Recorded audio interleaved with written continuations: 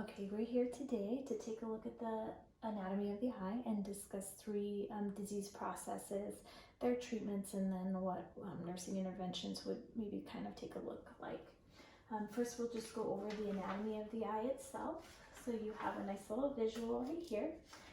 The eye actually has three layers. It has an external layer right here. It has a middle layer and an internal layer. The external layer is a fibrous coat that supports the eye that contains the sclera and the cornea right here.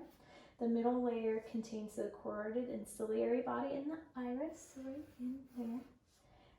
And then the last layer contains the retina, which is right here. There's a few other things that I just want to show you here too. So you have your viscous humor, which is like a jelly-like substance here, and that comes into play later. You have your blood vessels here, and the eye has a really rich blood supply, which comes into play with ocular melanoma. And then you have your optic nerve here. You also have your macula, which we'll discuss over here, but that is responsible for your central vision, focusing, ability to read, drive, see colors and faces, basically. That's what allows you to actually see images. So first we'll kind of we'll go from left to right. We'll talk about glaucoma first. So glaucoma, it's a group of ocular diseases. It's a result of pressure, so intraocular pressure here that damages this nerve. So there's like fluid buildup or some right here in the viscous humor, and it puts pressure on the optic nerve, and it'll cause like tunnel vision, blurred vision. It'll cause halos around the eye. But the interocular pressure is the fluid right here within the eye, and the normal pressure would be like 10 to 21. So anything over that is going to be considered increased intraocular pressure. It can result in blindness. The gradual loss of the visual fields may go unnoticed, but there are two types. There are acute angle closure and chronic open angle closure. So the primary open angle glaucoma results from an obstruction to the outflow of the aqueous humor and is the most common type. The acute angle is actually treated like a medical emergency, and that results from blocking of the outflow from the aqueous humor into the other areas of the eye. This includes the lens and the pupil. Again, some early signs may be diminished accommodation, pressure, painless visual changes, and like I said, you treat acute angle as a medical emergency, and then we would administer medications. So there are medications that actually decrease the pressure in the eye to try to alleviate some of that pressure and preserve as much of the vision as we can. So those medications again are called hyperosmotic medications. And the chronic open one is kind of a medication managed condition. Try to slow the process or stop the process from there. The nursing considerations for this disease are just the importance of those medications and that they continue to use those in order to preserve the vision that they have. Also, there is a contraindication. The anticholinergic medications can cause the increase in the intraocular pressure. So we want to take a look at that. Any patients that are on those medications that can actually result in glaucoma. And we want the patient to report any eye pain or anything abnormal. When medication has done all that it can or it's reached its maximum potential, there is a surgical option. It's called a trabeculectomy, and that does allow for the drainage of the fluid in here that causes that pressure. So the next one I want to talk about is macular degeneration, and that's over here.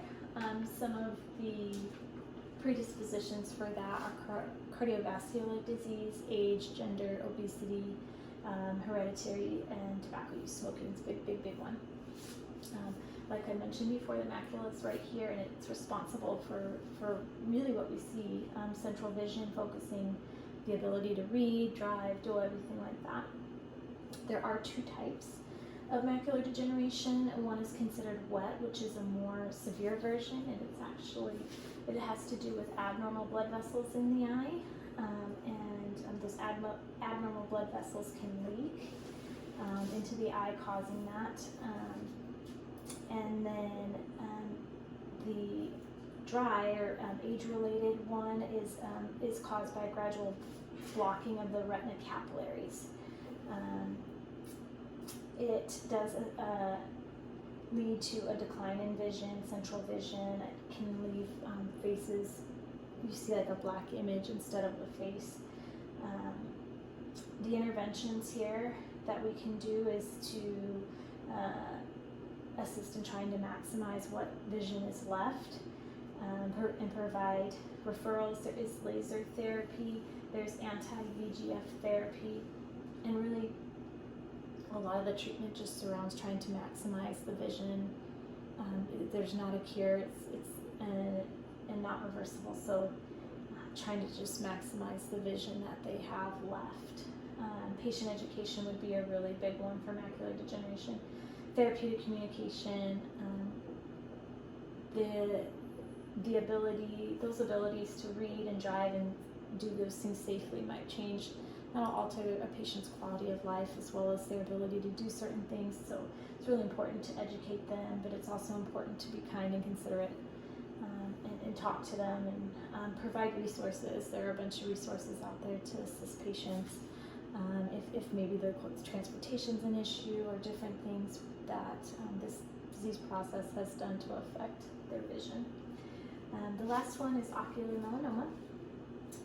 It is an eye tumor. It's a malignant tumor. It's the most common, and it spreads very easy because of the rich blood supply from these blood vessels.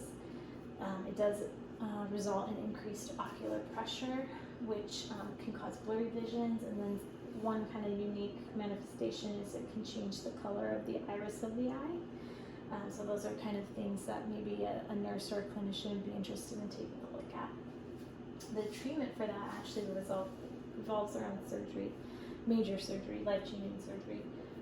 One is the removal of the eye, which is an enucleation, and then the other one is an extenuation, which is removal of the eye, but also the tissue surrounding plus the bone, depending on the size and the spread of the tumor. Obviously, this is going to leave the patient with a disability and possibly a prosthetic eye. So some of those nursing considerations, again, would be very therapeutic care, patient education, resources. Again, you're going to have your post-operative considerations. If you're the nurse caring, you're going to want to do those post-operative assessments, but also a strong psychosocial, that you lose an eye, you lose your vision, your quality of life, the ability to do certain tasks change, and education along the way, so that the patient understands what's happening. Radiation can be considered sometimes too, depending on the tumor, depending on the doctor's treatment plan for that. But we want to provide emotional support. We want to encourage the client to discuss their feelings, monitor their vital signs, and report any changes in vital signs or any drainage, the things that we know to consider when someone's had a surgery. So that's a brief kind of overview on those, on the anatomy, and then glaucoma, ocular melanoma, and macular degeneration. Thanks.